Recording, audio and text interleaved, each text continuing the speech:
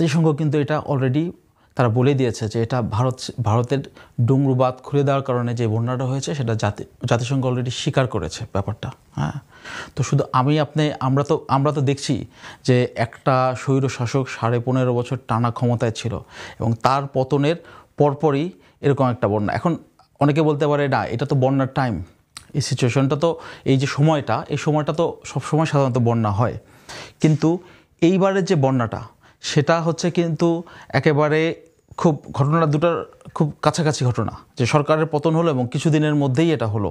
হ্যাঁ, এরকম বন্যাটা হলো।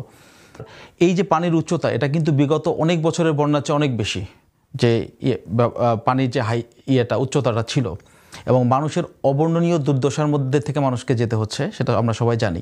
দুইটা দেশ, উজান এবং ভাটির, আমরা ভাটি অঞ্চলে, তারা উজানের। তো আন্তর্জাতিক আইন অনুযায়ী তো উজানের পানি, উজানে যারা থাকে তারা তো পানি আটকানো, এটা অবৈধ একটা ব্যাপার আইনগত দিক থেকে, কিন্তু তারা ওখানে বিভিন্ন জায়গায় বাঁধ দিয়ে আমাদের ভাটি অঞ্চলে পানিটাকে কন্ট্রোল করার চেষ্টা করে। শুধু এটা না, আমরা তিস্তায় পানি পাই না, ওখানেও বাঁধ দেওয়া হয়েছে। তারপরে সবচেয়ে বড় বাঁধ যেটা হচ্ছে ফারাক্কা, এবং এই বাঁধ এবারও 109টা গেট তারা খুলে দিয়েছে। তো সব দিক থেকেই মোটামুটি পানি এসে যাচ্ছে। এখন মত হচ্ছে বাঁধগুলো দেওয়াই হচ্ছে অবৈধ। বাঁধগুলো আন্তর্জাতিক নদী আইন অনুযায়ী তারা দিতে পারে না। উজানের রাষ্ট্র আমাদের ভাটিতে যারা থাকে তাদেরকে বাঁধের পানি, এটা নদী একটা স্বাভাবিক যে প্রবাহ, সেটা স্বাভাবিকভাবেই চলতে দিতে হবে, কিন্তু তারা অবৈধভাবেই এটা বাদ দিয়ে তাদের নিজেদের স্বার্থের জন্য পানিটা আটকে রাখে। তারা ঠিক আছে, যদি তারা আটকায় তবে শুষ্ক মৌসুমে পুরো পানিটা আটকে দেয়। যখন বর্ষা মৌসুম আসে তখনও তাহলে তাদের ওই পরিমাণে পানি তাদের ম্যানেজ করার মতো ক্ষমতা তাদের থাকতে হবে, যে মাত্রা অতিরিক্ত তারা পানি আমাদের এখানে ছাড়বে না।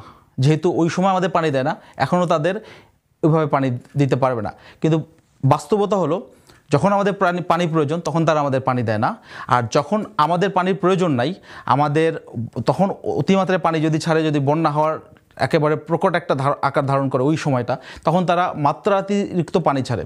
মানে দুটো যে বিহেভিয়ার, দুটোই হচ্ছে স্বার্থপরতা। ভারতের বাঁধ খোলার কারণেই বাংলাদেশে বন্যা হয়েছে, এবং তারা বাঁধ খোলার বা ভেঙে যাক বা অনিচ্ছাকৃত করুক, যাই করুক, তারা ওইটুক দায়িত্ববোধের জায়গা থেকেও আমাদেরকে জানানোর প্রয়োজন বোধ করে নাই যে তাদের এই ডুমরু বাঁধটা ভেঙে গেছে। ফারাক্কা যে বাঁধটা, সেটা তো আসলে সাময়িকভাবে 10 দিনের জন্য পরীক্ষামূলকভাবে বলছিলেন যে 10 দিন পরীক্ষা, কিন্তু সেই থেকে তো আর চলে আসছে ফারাক্কা বাঁধটা, তাই না? এবং আন্তর্জাতিকভাবেও এটা অনেকবার উত্থাপন করা হয়েছে, কিন্তু ভারত এটা কখনোই পাত্তা দেয় না এই ব্যাপার।